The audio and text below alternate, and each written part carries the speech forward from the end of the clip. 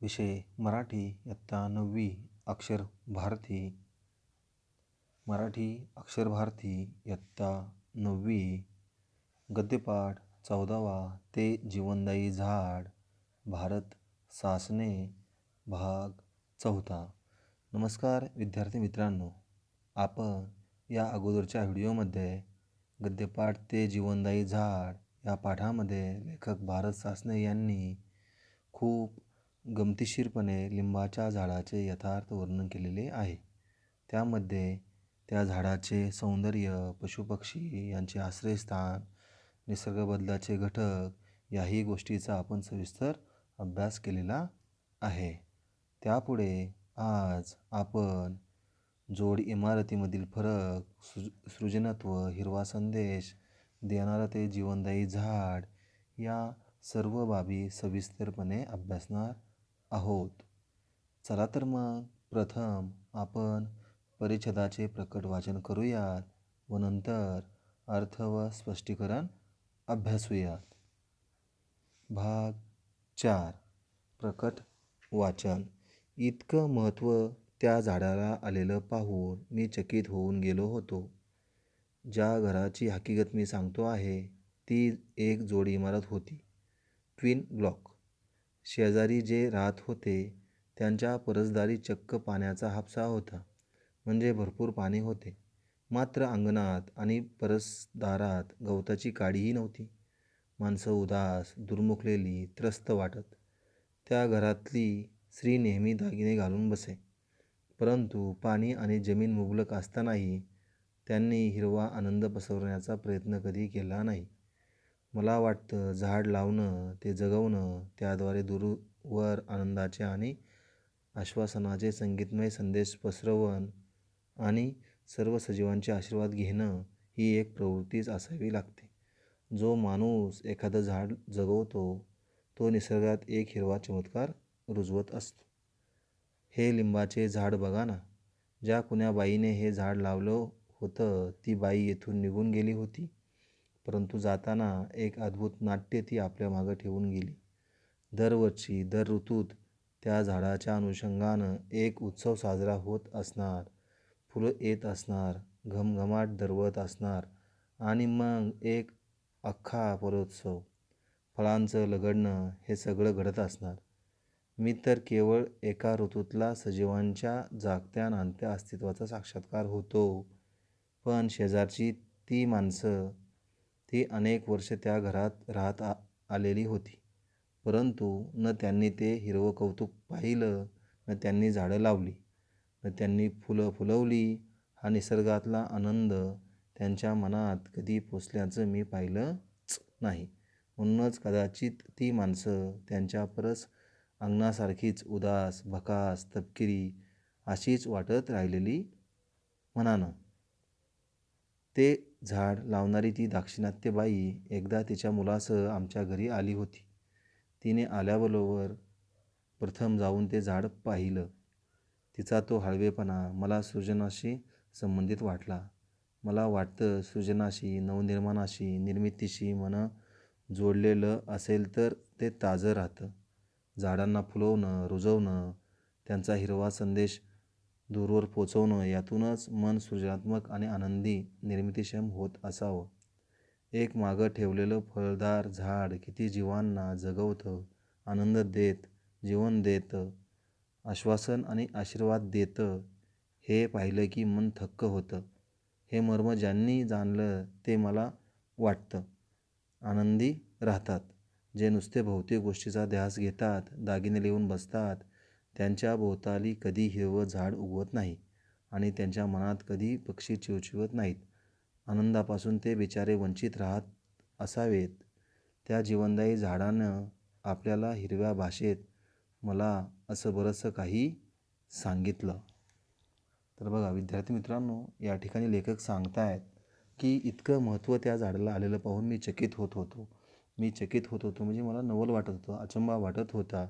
ज्या घराची मी हकीकत सांगतोय, बातमी सांगतोय तुम्हाला, वार्ता सांगतोय, ती एक जोड इमारत होती, एक जोडलेली इमारत होती, ट्विन ब्लॉक होते. शेजारी त्यांचे जे राहत होते त्यांच्या परसदारी चक्क पाण्याचा हापसा होता, म्हणजे भरपूर पाणी होते. हापसा म्हणजे हातपंप, पाणी पाणवठा किंवा ज्यातून पाणी येतं तो हातपंप हापसा होता. आणि मात्र अंगणात आणि परसदारात गवताची काडीही नव्हती. ते अंगण आणि परसदार याच्यामध्ये गवताची काडीसुद्धा नव्हती. कुठल्याही प्रकारचं गवत नव्हतं. सगळं काही असं वेगळं होतं, असं लेखक या ठिकाणी सांगतायत. माणसं उदास, दुर्मुखलेली, त्रस्त वाटत होती. माणसं उदास होती, दुर्मुखलेली होती आणि ती त्रस्त वाटत होती, असंही ते सांगतायत. त्या घरातील स्त्री नेहमी दागिने घालून बसे. त्या घरामध्ये एक स्त्री होती, महिला होती. ती नेहमी दागिने घालून बसायची. दागिन्याची तिला हौस होती, असंही ते सांगतायत. परंतु पाणी आणि जमीन मुबलक असतानाही त्यांनी हिरवा आनंद पसरण्याचा प्रयत्न कधी केला नाही. या सगळ्या गोष्टी त्यांच्याकडे सुबक होत्या, जास्त होत्या, तरीही त्यांनी या पाणी असूनसुद्धा कुठलाही हिरवा आनंद पसरण्याचा प्रयत्न केला नाही, असंही लेखक या ठिकाणी सांगतायत. मला वाटतं झाड लावणं, ते जगवणं, द्वारे दूरवर आनंदाचं आणि आश्वासनाचं संगीतमय संदेश पोहोचवणं आणि सर्व सजीवांचे आशीर्वाद घेणं ही एक प्रवृत्ती असावी लागते. सर्व सजीवांचे आशीर्वाद घेणे ही एक प्रवृत्ती असावी लागते, असंही या ठिकाणी लेखक सांगतायत. जो माणूस एखादं झाड जगवतो, तो निसर्गात एखादा हिरवा चमत्कार रुजवत असतो, हिरवा चमत्कार निर्माण करत असतो. हे लिंबाचं झाडच बघा ना, हे लिंबाचं झाड एक निसर्गामधला चमत्कार आहे, असंही या ठिकाणी लेखक सांगतायत.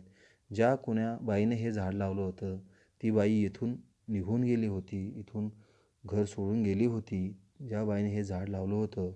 परंतु जाताना एक अद्भुत नाट्य ती आपल्या मागं ठेवून गेली होती.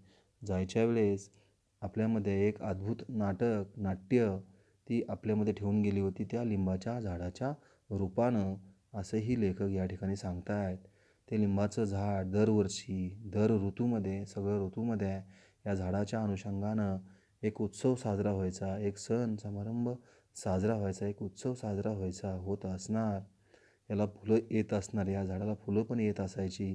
घमघमाट दरवत असायचा सगळीकडेच. तो घमघमाट त्या फुलांचा सगळ्या बाजूने दरवत असायचा. आणि मग एक अख्खा फलोत्सव, फळाचं लगडणं, हे सगळं घडत असणार. फळाचं लगडणं, बाकीच्याही गोष्टी घडत असतील. मी तर केवळ एका ऋतूतला सजीवांच्या जागत्या नांदत्या अस्तित्वाचा साक्षात्कार होतो. एका ऋतूमधला सजीवांच्या अस्तित्वाचा मी साक्षात्कार होतो, असंही लेखक या ठिकाणी सांगतायत. पण शेजारची ती माणसं, ती अनेक वर्ष त्या घरात राहत असलेली होती. शेजारची ती माणसं अनेक वर्ष त्या घरामध्ये राहत होती.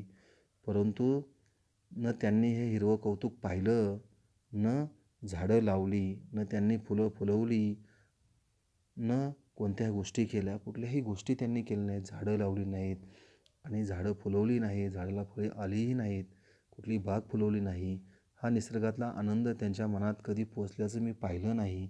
हा निसर्गाचा आनंद त्या माणसांच्या मनामध्ये कधी पोचला, हेही मी पाहिलं नाही, ऐकलं नाही. म्हणूनच कदाचित ती माणसं त्यांच्या परस अंगणासारखीच उदास, भकास, तपकिरी अशीच वाटत राहिली मनानं.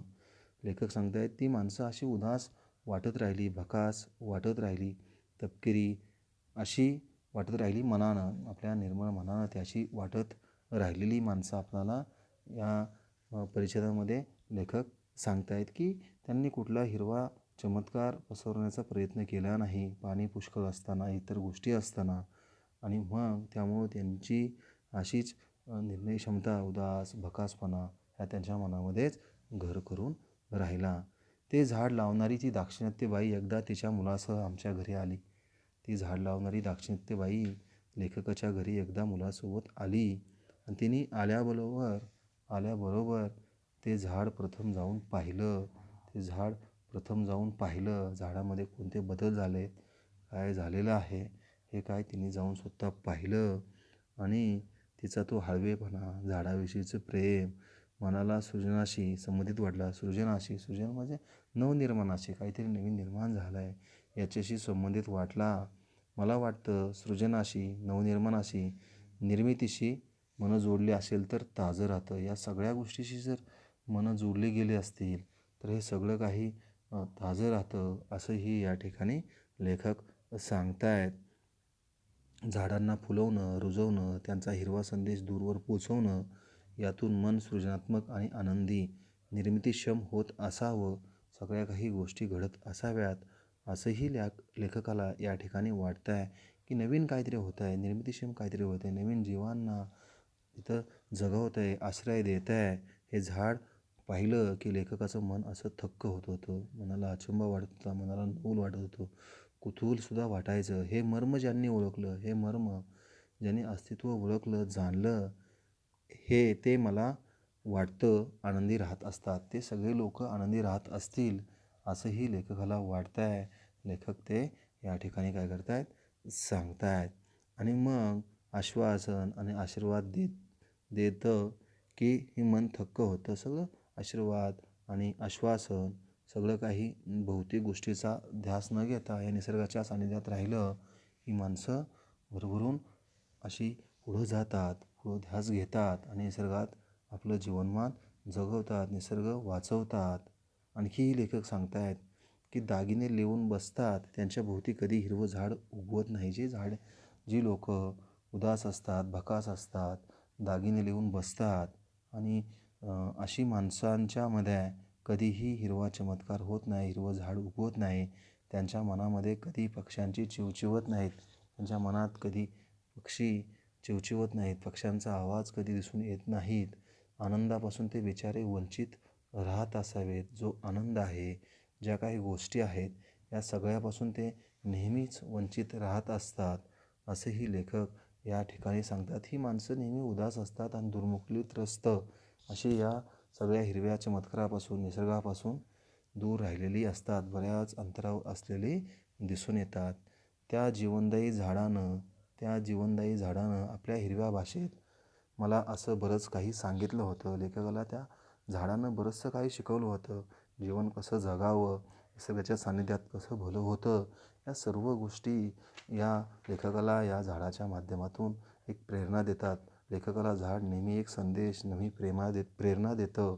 आणि या प्रेरणेमध्येच, या पाठामध्ये लेखक भारत सासणे यांनी लिंबाच्या झाडाचं यथार्थ रहस्य आपणाला मार्मिक रूपामध्ये सांगितलं आहे, मार्मिक शब्दात सांगितलं आहे. आपलेपणा व निसर्गाशी आपण जोडले गेलो पाहिजे, ही भावना त्यांनी व्यक्त केली. त्या भावनेला साद घातली, आपण साद घालायला पाहिजे, त्याच्याबरोबर जायला पाहिजे. एक तरी झाड लावून ते वाढवू व निसर्गाचा समतोल राखू, ही भावना लेखकांनी आपणा सर्वांच्या मनामध्ये रुजवण्याचा या पाठाच्या माध्यमातून प्रयत्न केलेला आहे. तर विद्यार्थी मित्रांनो, हा गद्यपाठ या ठिकाणी समाप्त झालेला आहे. धन्यवाद.